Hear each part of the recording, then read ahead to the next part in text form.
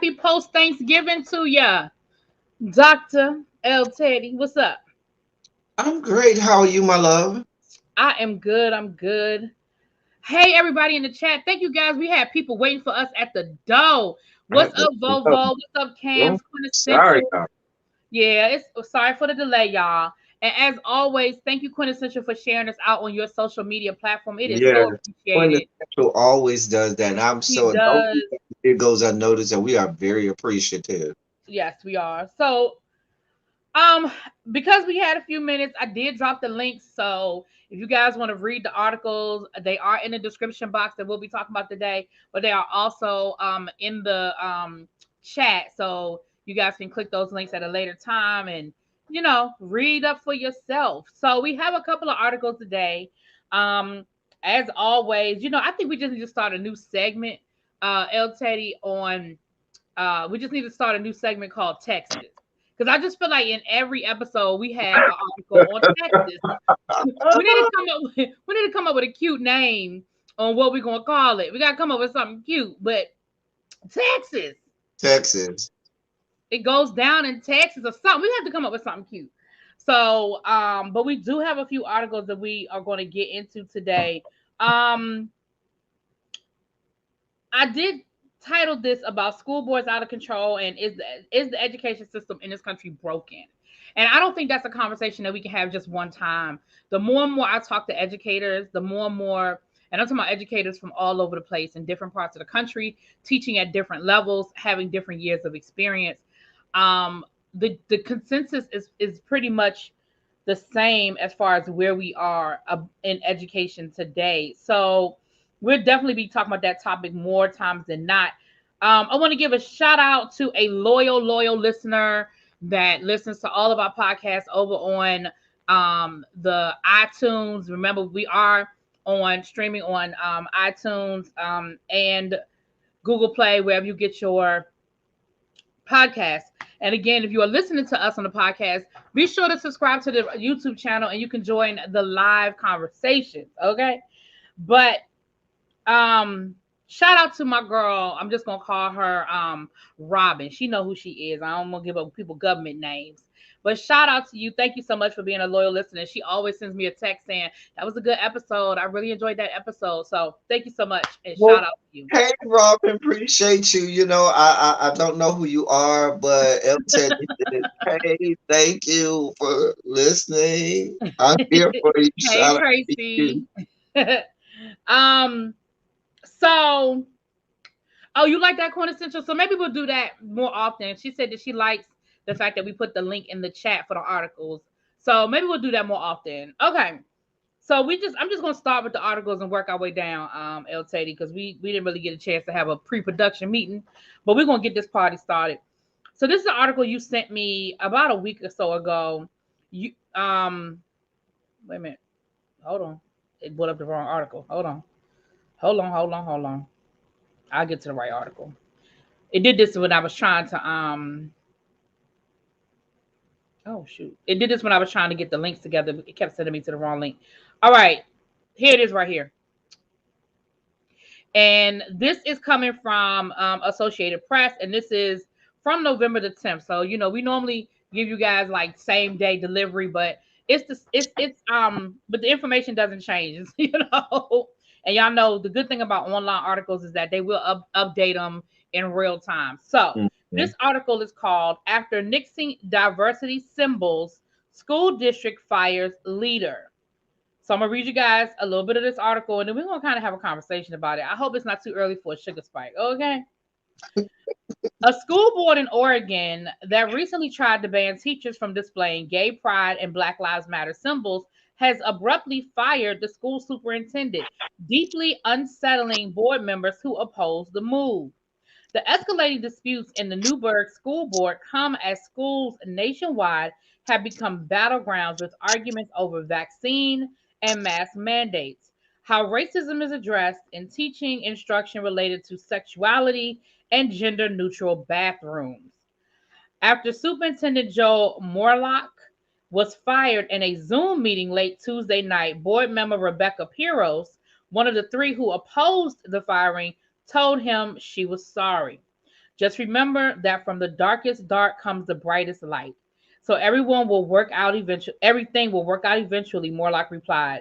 Pyros broke down in tears when she heard those words.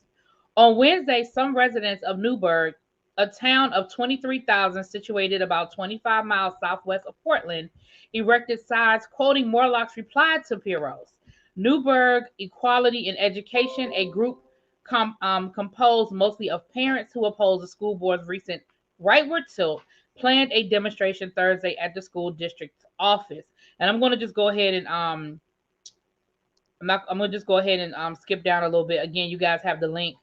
The union argues that the policy violates the U.S. Constitution, First Amendment, protecting free speech, and the 14th Amendment. In Tuesday night's meeting, board members Brandy Penner called the conservative members cowards and predicted they'd be sued for firing Morlock. So we'll be paying for 2 superintendents, and the financial and legal liabilities to the district are endless, she said. While you may believe your actions only affect the school district, please know the truth in your actions impact us all. To thrive, Newburgh must be welcoming to all. So again, you guys have that link. And so basically it sounds like the superintendent was very left leaning and what No, very right leaning. So then why they fire him? They fired him because he stopped letting them have the so wait a minute. So the school board, okay. So the school board, because I'm y'all, excuse me, pardon me. El Teddy sent me this article. I'm reading it fresh now. So then I misunderstood the article. Then go ahead, break it down. Superintendent puts out policies that says no pride flags. Right, no and then the school board fired him. Got it. School board said, I know you don't believe that. Got it. I got it. Here. But you got that one school board member. That's why I was only one school board member. But they said it was 3. But no, she was the one that was vocal about it. Yeah, she was the one that spoke out. Yeah. 4 that fired him. Right. And the other 3 were not in favor of firing him. But then there was the one who was guns and blazing about it, and the one who was like, I'm here for all of the no Black Lives Matter, no pride flags. I'm with you now. None of that. And so it sounds like the community was supportive as well. Right. That's why the union came right out and said, he got fired. That's what happens. We are not here for none of this, no part. That's why one of the paragraphs says, where is it at? Well, the one before it says, under his leadership, new contracts with our associations brought better pay and teachers to staff, more educational days for our students, and stabilized financial situations with a safety net of over $9 million in the ending fund balance, and the passage of the largest construction bond in the history of Newburgh Public Schools. See, that was the thing that threw you off, because he did do some good things, and the reason some of those board members were not here for his firing, because he had put a lot of monies in the coffers of the school board and saved them money and this, that, and the third. Union comes out. The union, though, we thought was going to be backing the board members that fired him. The union comes out and says, well, no. The union in Newburgh denounced Morlock's termination as yet another example of a board majority bringing instability to our schools. It's a whole big situation up there. And like I said, this is a left state. I'm just saying. So I guess, okay. So what they're saying is he passed a policy that teachers could not wear any Black Lives Matter or LGBTQ paraphernalia, no flags. I'm sorry. No pink triangles. No. Okay, yeah, because break it down for me. The school board. No. You were right. The school board passed the policy. Superintendent said no.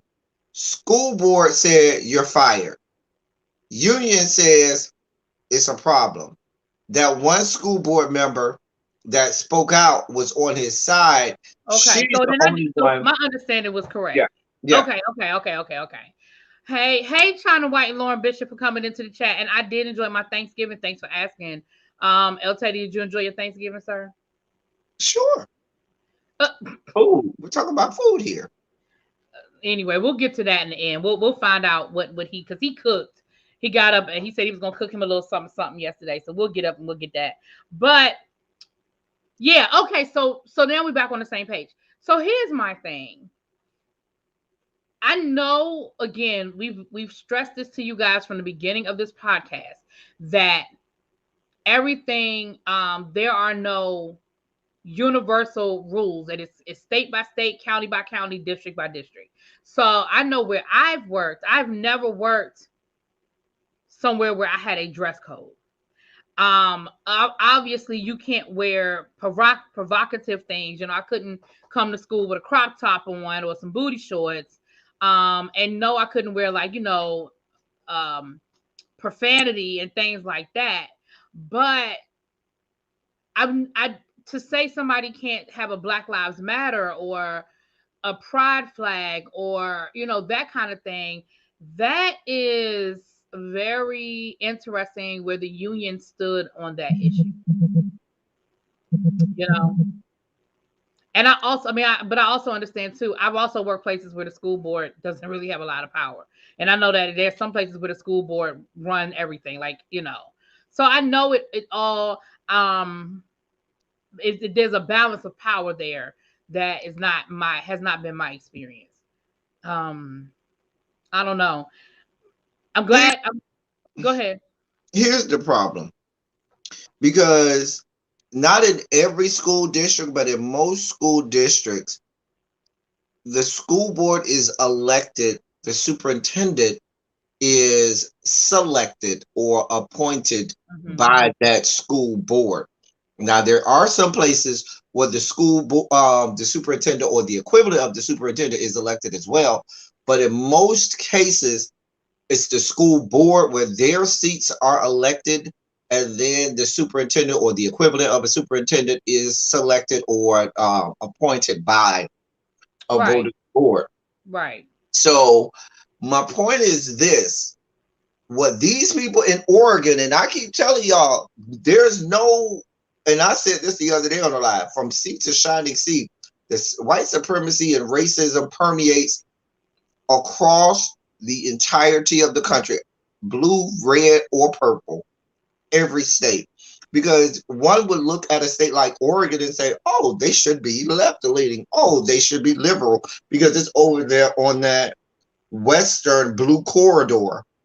But as you can see, you got school board members that went on ahead and voted and said, nah, you're not having no parts of no pride flags. And they're not even talking about the students. They're talking about teachers. Right. Because I know students are protected under Tinker versus Des Moines, which is a landmark Supreme Court case where a student was suspended for wearing a black armband during the Vietnam era to protest the war. They went to the Supreme Court, and the Supreme Court ruled in favor of the student.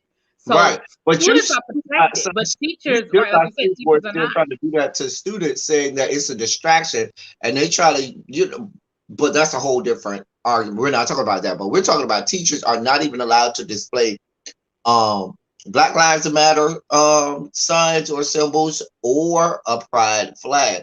And as you know, in a lot of districts, many classrooms and offices of counselors or administration, they will have a pride flag symbol, or they'll have a different symbol, not saying that they are part of LGBT, but that it's a safe place for students who are LGBT. I know at my school, I'm the sponsor for the Gay Straight Alliance. We call it something different at my school, but that's essentially what it is. And we have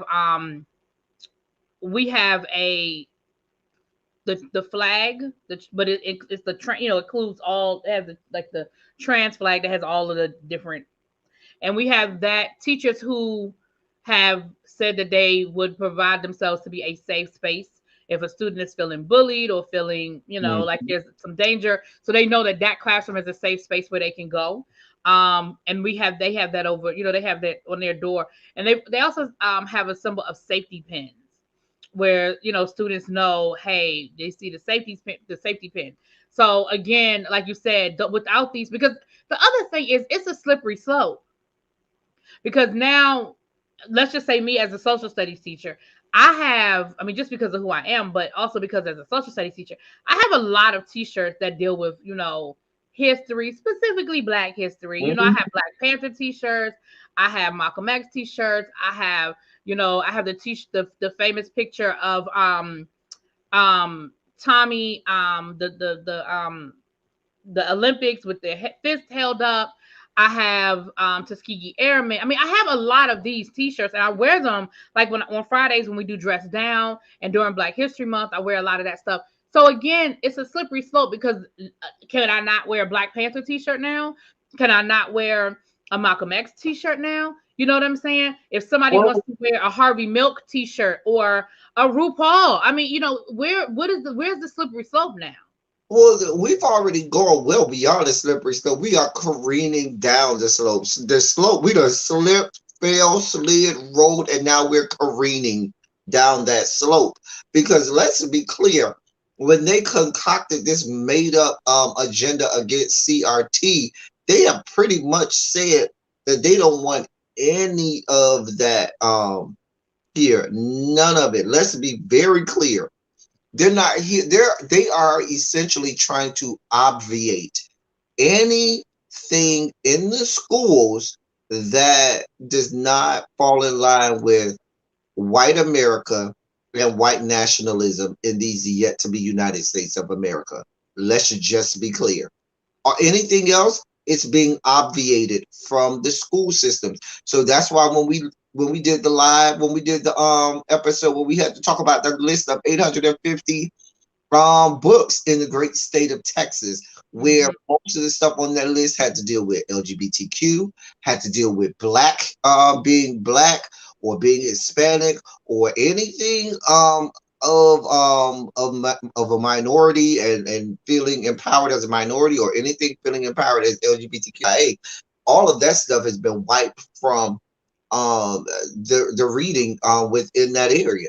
So, like I said, there is a concerted effort, and the best word I can put is obviate. That's the best verb I can think of, to obviate any and everything that doesn't fall in line with white nationalism in these yet to be United States of America and doesn't uphold the standard of white supremacy. And that's what I'm going to say about that.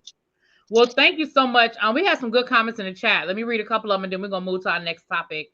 Oregon is left in certain areas like Washington State. Go outside of the large metros and you see what it is. I lived in the Pacific Northwest and not the most liberal when it comes to certain topics. That was Cam's. China White says that she's into policy, and one of the ladies from the Tinker case spoke at her class recently. Oh wow, I would love to have heard, because these are grown adults now. Because this was in the late 60s, early 70s. I don't have the actual year in front of me. So I would love to hear what they had to say. Thank you, China White, Tommy Smith. I couldn't get the last name. Thank you so much. Right, quintessential. You gotta get your dictionary out when Dr. L. Teddy gets going. What constitutional rights to free speech do? This is a good question that we might need to write down, L. Teddy, and Yeah, look up. that's a topic right This is there. a really, really good question. What And constitutional rights to free speech do teachers have? Is there any relevant case law around this? You know what? That is a such. Hold on, I really am going to write that down. yeah, right now, That because is a that's a very really loaded question. good Because question. while she's writing that down, let me say, in a lot of cases, teachers are dictated to, in terms of their curriculum and the scope and sequence in which they provide instruction to the students, and certainly depending on the subject area. Like I know, really be teaching social studies may have a little more flexibility than some other areas. But like when you start getting into like English and math, and even more recently science, they're not letting you go outside the box and teach anything that is not within the bounds of what the district has sanctioned and said, this is where you should be, this is what you should be teaching, and you're not going to be teaching anything else. Yeah. We was again. I was talking about that. I talked to one of my coworkers yesterday, and we're gonna have him on the show. And me and him were, well, not yesterday, but day before yesterday.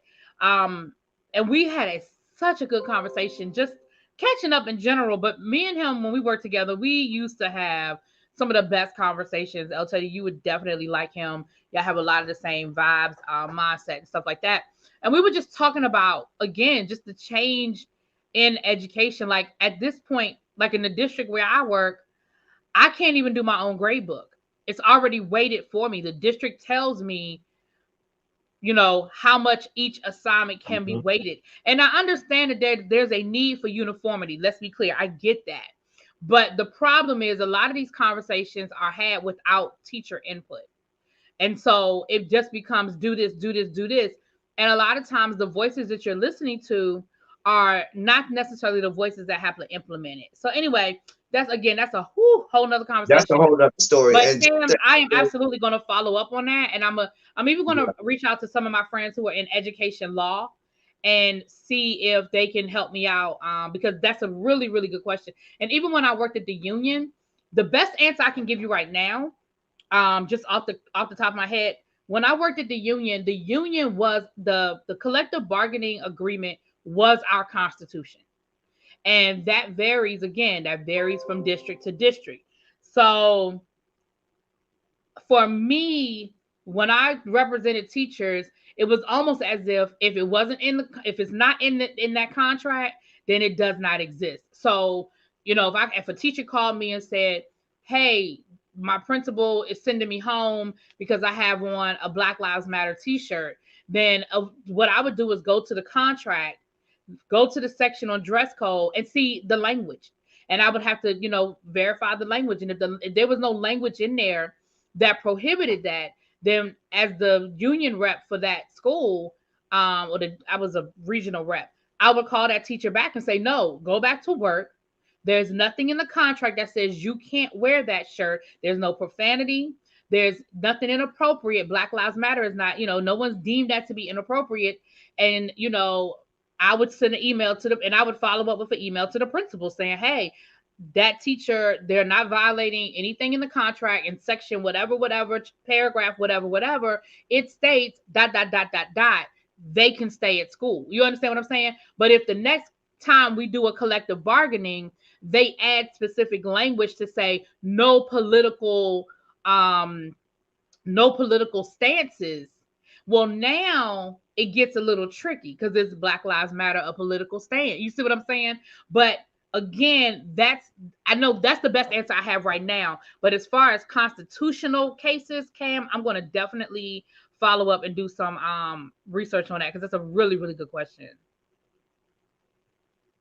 Yeah, and while Pretty B is pulling up the next article, quintessential. I don't like the blanket statement, Common Core is trash. Takes, not that I feel any kind of way, but when most people think of the horrible or the bad parts of Common Core, they often equate it to the mathematics side of Common Core.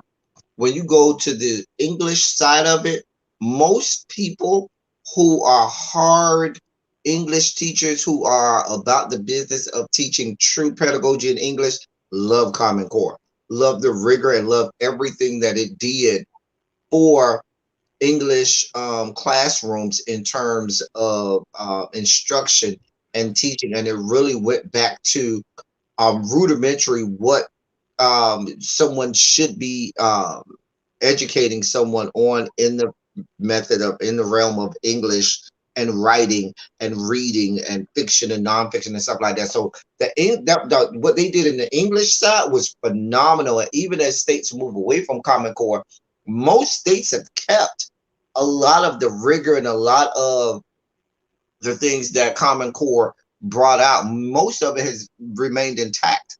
It's the math where you got into some stuff where it was like, what in the world is this? You know what I'm saying?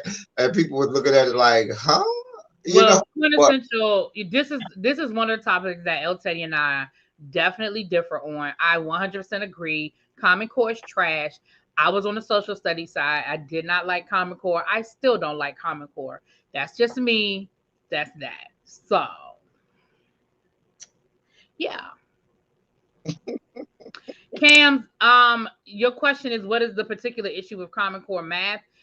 So I'm gonna speak to me and my experience, and I'll let El Teddy speak to him and his experience. Ma'am, I'm not gonna go to Common Core Bad. We got like 4 or 5 other. Yeah, we go. Yeah, we're not gonna split, but I'll answer your question though. For me, because I already have the second article pulled up.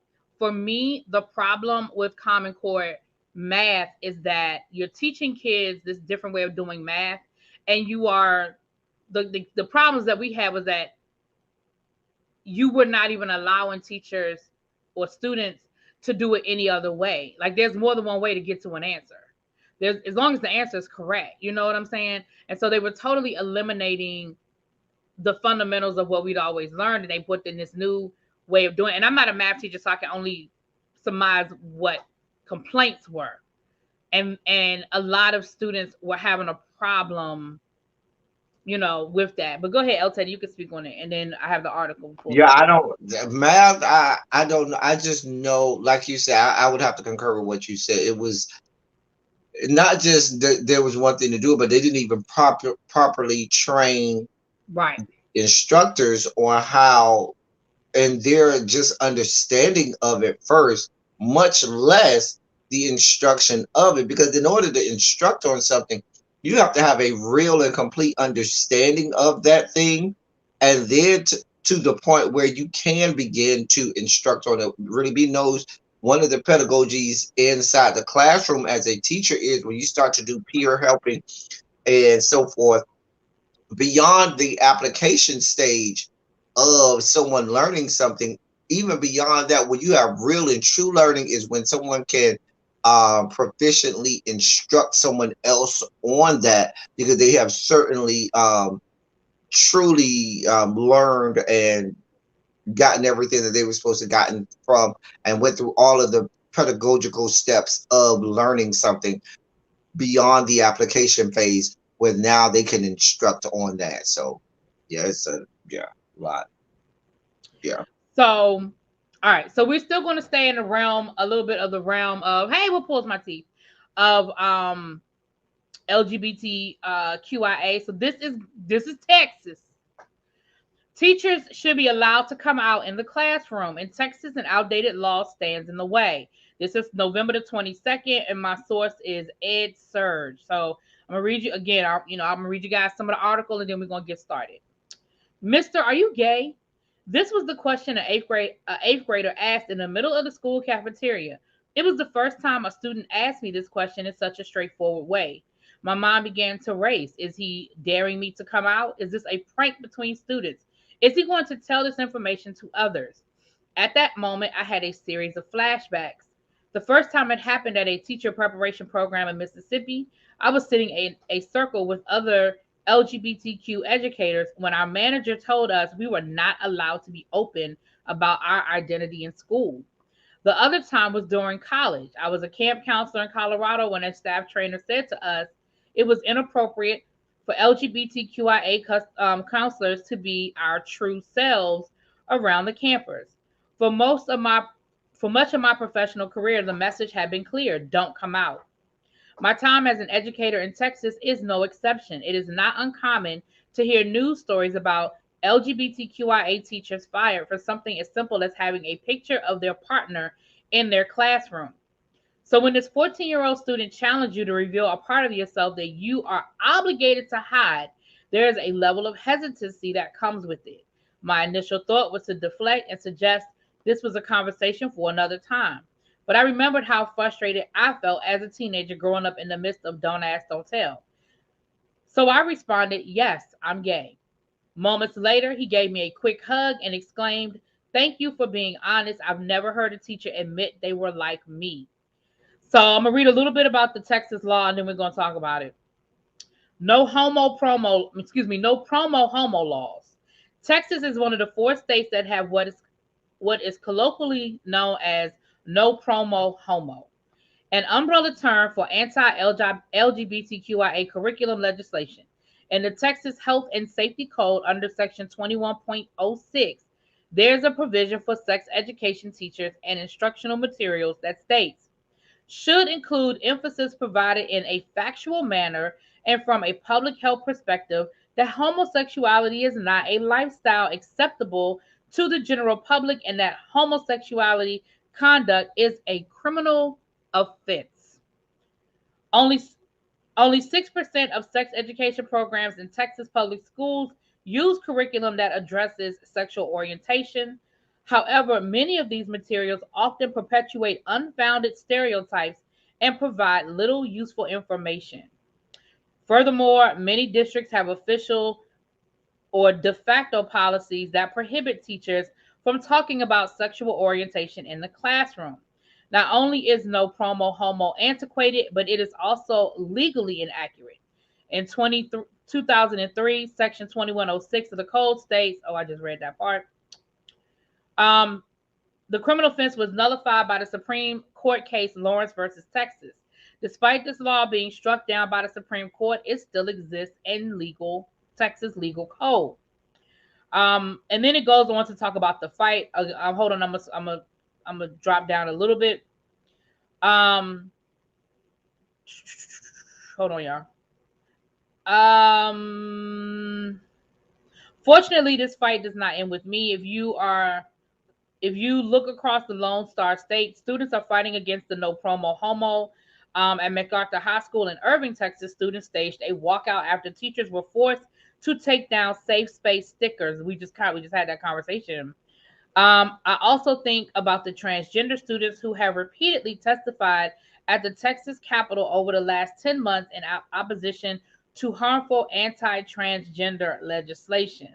Most of all, I remember my student who worked up the courage to ask me if I was gay in the middle of the cafeteria. Students have the right to explore their own identity, and this curiosity shouldn't be thwarted due to an outdated law. So, yeah, it is 2022, and Texas still says that is a criminal act.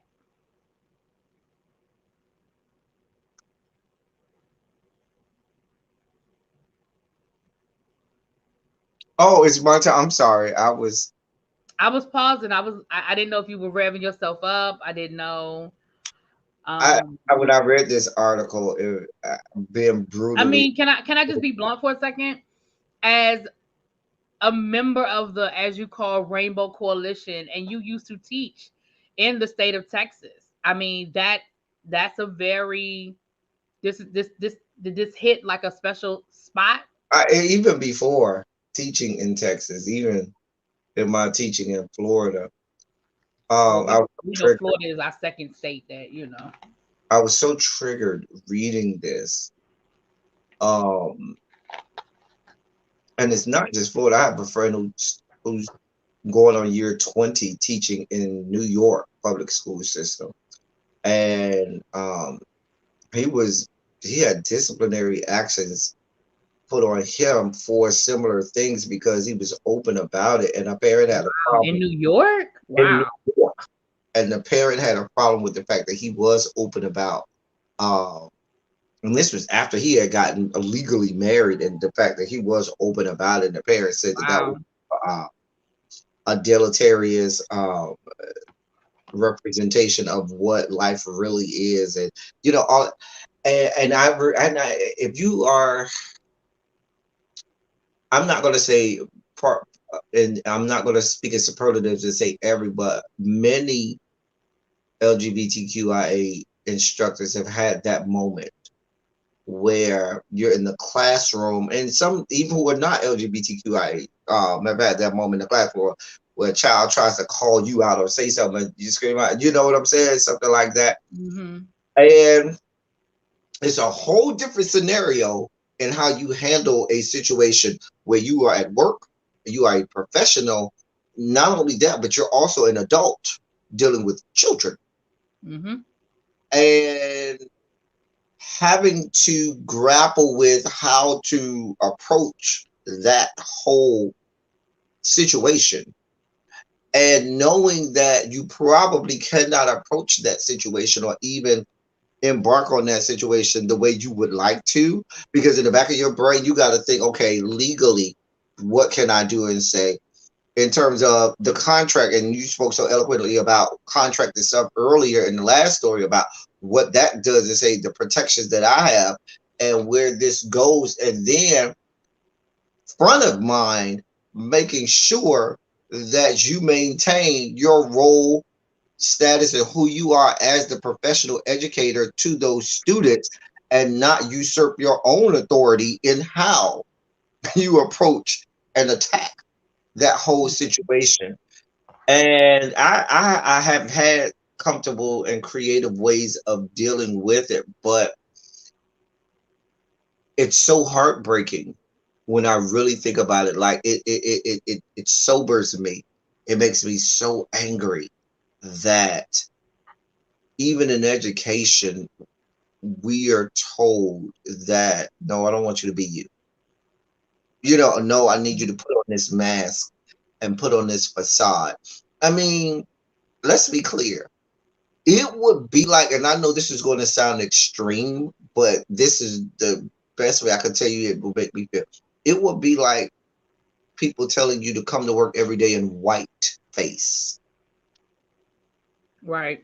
And as a person of color, or as a black person specifically, if somebody came and told you, you know, you need to come in white face every day to approach your students, you would tell them, what do you mean? I can't do that. I'm black. That's who I am. I can't take this off.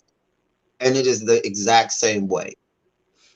Right. It's the exact same way. And it's so, and as teachers, we do more than just teach our subject areas, but we also become examples of what life is like for some students who fall into that category, where they may think that everything is woe is me and that you can't have a successful and phenomenal life, you know, being a member of the LGBTQIA spectrum, and that you can't, everything is woe and gloom and doom and nothing is good. And you can certainly live and carry the banner of no, it, you can live a great life. But unfortunately, there are still places where they're not allowed to do that today in 2021. And it In ain't just Texas. 2021. It's not just Texas. No. No, it's And not. my heart, I can't even spike out like I want to, because it makes my heart very heavy reading and hearing the article, because I know that I lived that. I know that completely. I know what it's like. I know when everybody else can bring their partner and who they're with, and you are told, no, you're not bringing no. You know what I'm saying? And Right. go ahead. Let me take a drink. Well, I know for me, Stacey made a good, I mean, Tracy made a comment. I don't understand why someone's personal life has anything to do with their ability to teach. But let me just say this, and I'm going to speak on this just in general. Teachers' personal lives are always under scrutiny. They're always under scrutiny. You know, I, everything we do, if they see us out in public on the weekend, minding our business, you know, doing things that normal people do. I one time I had posted a picture on Facebook. This was years ago. This was when Facebook was first. Everybody was on it. Yada yada yada. And I posted a picture on Facebook of me drinking. I mean, I had a I had a drink in my hand. It was New Year's Eve, and you know, I had a big old bottle of something, and I was, you know, and somebody called me. A friend of mine called me and said, you know, you might want to take that down. You don't want any of your parents to maybe come across that. And I'm like, but it's New Year's Eve and I had a drink and I was with my friends and I'm grown, you know. But somebody called me. So teachers' personal lives are always under scrutiny. But this is taking it to another level. Like El Teddy said, it's a Christmas party and I can't bring my partner. I can't bring my significant other. But nobody has a problem with Susie, you know, that teaches, you know, gym. She dating the gym teacher, the math teacher, the social studies teacher, and everything else. She just, nobody has a problem with none of that, you know. And the fact that we are in 2023 and this is still a conversation, that this is that even though this law was struck down, Texas is still enforcing it. That's a problem. And again, that goes back to there's no union. There's no that But goes that's back what to I was saying to you earlier, really be even the Tinker case that won the Supreme Court. There are a lot of districts, and not just Texas, across the country that still dictate to students, no, you won't be wearing that. I ain't talking to you, I'm talking students. No, you won't, you need to go home and take that off. No, yeah. you won't be wearing that in here. I think we read the case earlier. I think it was in Oregon again a couple episodes ago where the girl got in front of the class, in front of the school board, because remember she said the school board had passed a policy about no Black Lives Matter, and why do y'all have these posters, and why are they wearing these shirts and all of that? And they said to the students, no, you won't be wearing that. And this, she was talking about the students, not the teachers. So these things happen, and I even so forth. God, even if you were bold enough and brazen enough to bring them, you are in no way, shape, form, or fashion showing no signs of intimacy. You're not holding hands. You ain't hugging. You ain't kissing. You better not walk too close to each other, or that might be a problem. Right. But there's no problem when heterosexual couples do it. No problem at all. Yeah, I just think the fact that this is 2021 and we still dealing with this is just okay, you guys. I hate to rush through that. Well, not rush through it, but we got a couple of more articles. Here's an interesting one. You guys, college enrollment on track for largest 2-year drop on record. This is coming from U.S. News. This is dated October 26, 2021. Higher education enrollment rates dropped for the second straight year, defying predictions of a post-lockdown bounce back and hitting a record low for a 2-year span. Undergraduate enrollment continued to decline, falling by 3.2% since fall of 2020. Virtual mirroring last fall's drop of 3.4%, 4%, and combining for a 6.5% drop from 2019 pre-pandemic levels. Enrollments are not getting better. Doug Shapiro, executive director of National Student Clearinghouse Research Center, said they're getting worse. Well, he said they're still getting worse. Community colleges remain the hardest hit sector, with enrollment dropping 5.6%, less than the 9% gutting that the 2-year colleges experienced last year. But combined, it represents a severe 14% decline compared to 2019. These are the students who would normally be enrolling in droves during a recession, and then we expect them to go back to work as the job market improves. But this time, it's like an entire crest of that wave got swallowed by the pandemic. And what we're seeing here is two troughs, one after the other instead. There was simply no upside from the recession, just a downside that we're seeing now from the recovery, or at least the recovery on the job market. The early analysis of enrollment represents figures reported by roughly half of the country's post-secondary institutions as of September the 23rd. If this current rate of decline were to hold up, it would be the largest 2-year enrollment decline in at least the last 50 years, said the Department of Education. Undergraduates at private nonprofit 4 years fared better, with enrollment falling only 0.7% compared to last year. Freshman enrollment, which higher education experts predicted would bounce back, has resulted in many students taking a so-called gap year before beginning their studies.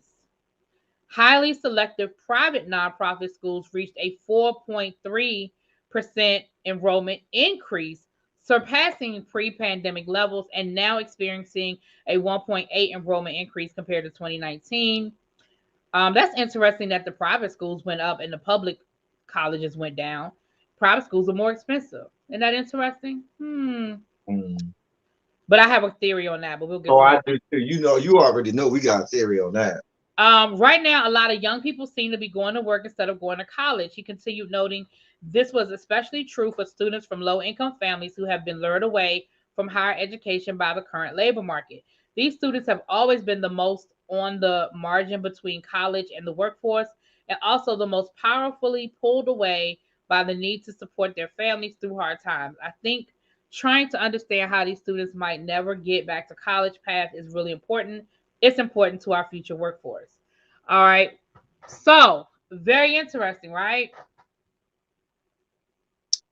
there's so many factors in this. I mean, let's be clear.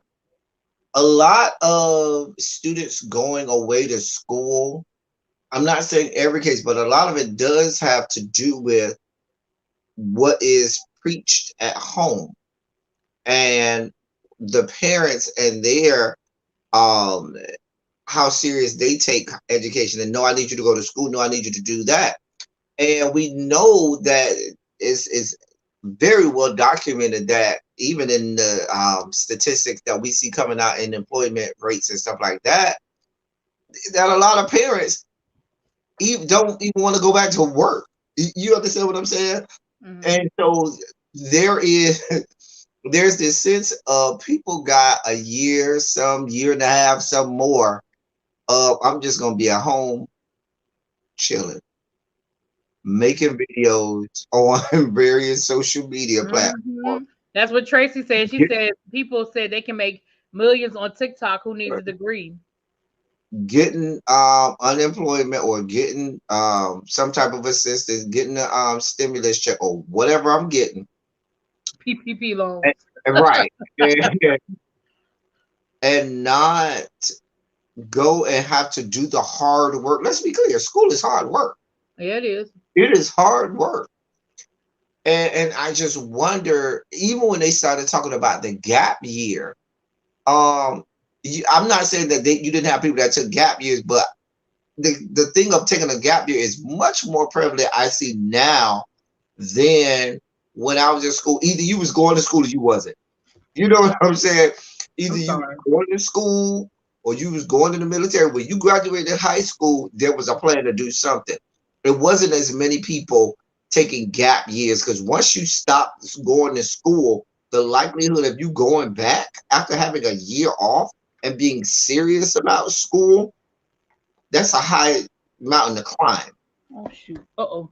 And so my point is the combination of all of those factors, parents not even being serious about their paying job, and so certainly not pushing the whole, oh, make sure you go off and go sign up for community college stuff for so forth. The higher prevalence in gap years that was already happening, and it's just so many other things and other mechanisms for people to earn money at a younger age where they don't feel that there's a need. But the problem is they are banking on it staying this way. Just like they bank on people with the OnlyFans are banking on them staying OnlyFans ready for the rest of eternity, when Father Time will catch up on you and your money that you was making ain't gonna be as high as it was. And you need to have a backup plan. You need to have something to fall back on. You need to have a way to continue to make money well into your 30s, 40s, 50s, and 60s. Because you see they keep pushing back Social Security aid. And if you ain't got a mechanism with which to continue to earn money, you might be in a bit of a problem. Yeah. Sorry about that, y'all. I was having some technical difficulties, but yeah, I agree. The theory that I was coming up with when I was reading it, and they were talking about the public colleges and the community colleges going down, but then the private schools going up. Okay, this is as a social studies teacher, I'm speaking from this point of view. It goes back to the beginning of our education system in this country. A lot of people don't understand that prior to the industrial era and the progressive era in the early 1900s, school was not mandatory. And the only people that went to school were people who had money. Rich kids went to school. Poor kids went to work. And what ended up happening, like they said at the end of that article, it created a gap in our workforce because there was now a ceiling. Because, yeah, we had plenty of laborers. We had plenty of people who could go into a factory and run a machine, but we didn't have a lot of people in middle management. That's why during that time period of progressivism, then that is where the creation of the middle class came out of, because you did have unions. You did, get rid of child labor and make it mandatory for kids to have to go to school at least to a certain age, because there was this huge gap between the owner of the company, the lawyer, the doctor, the person that went to college, the laborer. There was nothing in that middle space. And so, like El Teddy said, yeah, it's fast money now. Okay, you can make your TikToks and you can make your YouTubes and you can do Etsy and all these other things that people have found. I mean, hell, even Uber Eats. I mean, you can make good money on Uber and Uber Eats. And I know people who did it during the pandemic and they was making big money. But like El Teddy said, what goes up must come down. And what is the backup plan to it? What happens next? And I think that what we're seeing, we're going back to that elitist point of view where the rich kids don't have to worry about the recession. The rich kids don't have to worry about whether their parents can afford college. The rich kids don't have to worry about student loans. And so that's why when you see the uptake in these, when they say these private colleges, they're talking about the Harvards and the Princetons and the Yales. That's because the parents see the writing on the wall. They know, oh, it's going to eventually change, and I need to have my kids in a place where they have all of the things in their bag and all of the education and degrees or whatever, because they're going to be the ones that are in upper management while the regular people are relegated to wherever they are. Very exactly, Cam. Wealth insulates you from financial fluctuations. That is a beautiful way of saying that.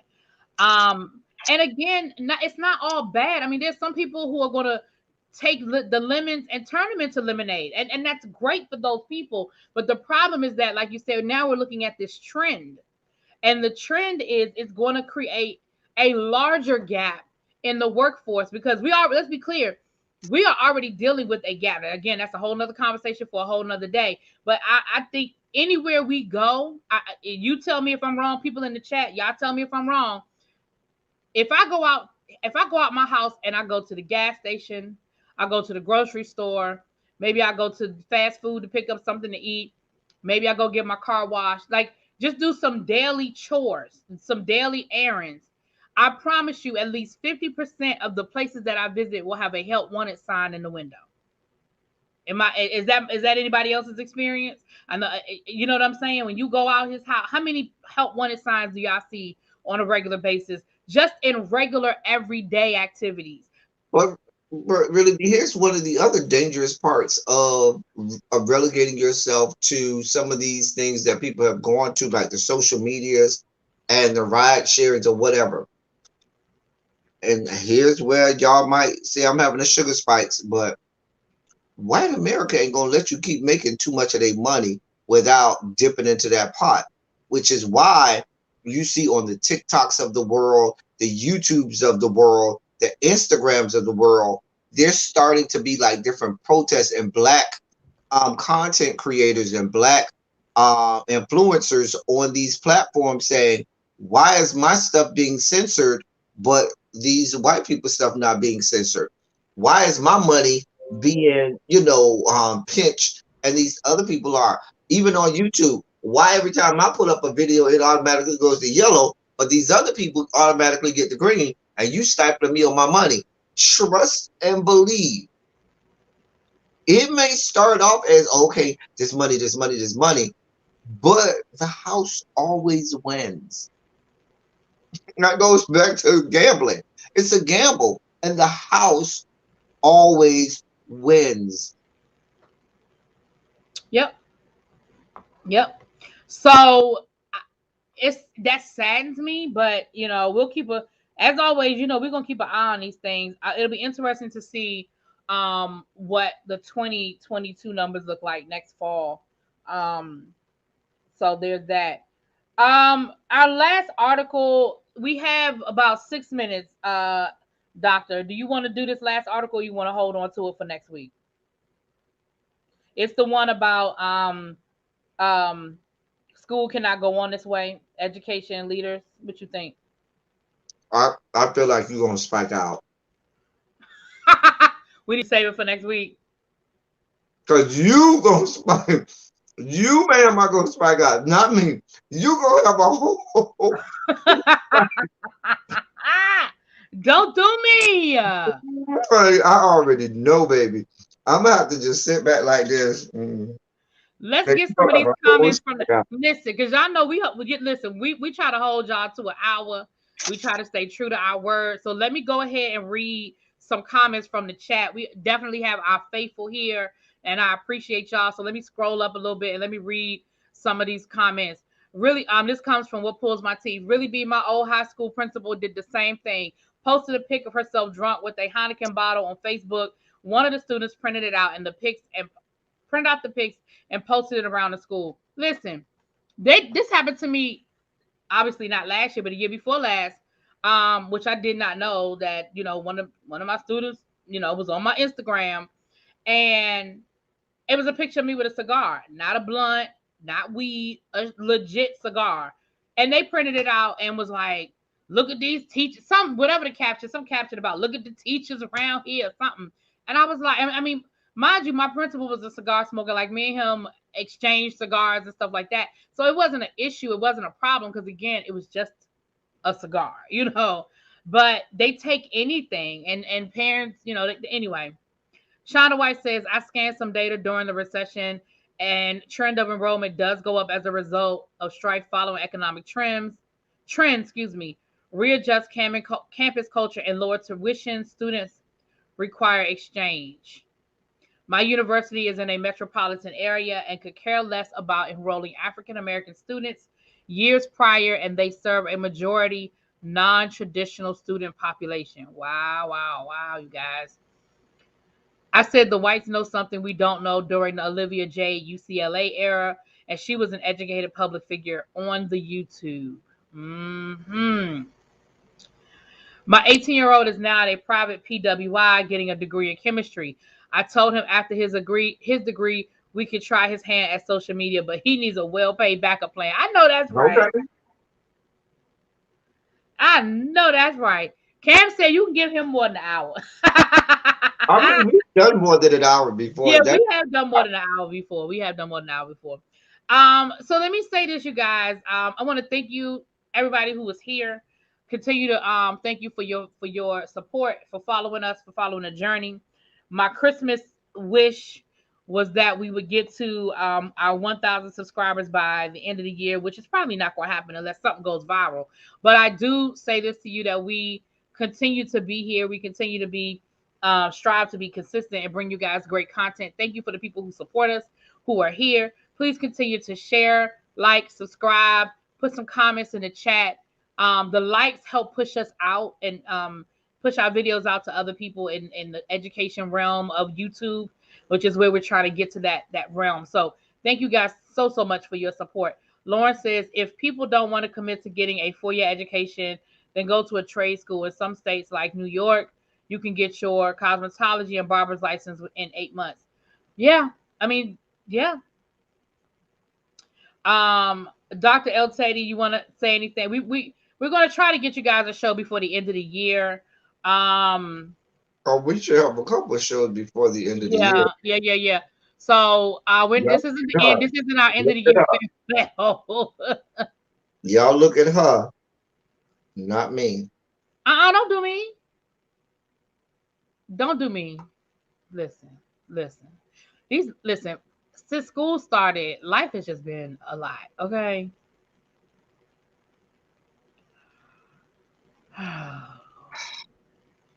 There you go, Tracy. I'm going to be going live on my channel at 7:00.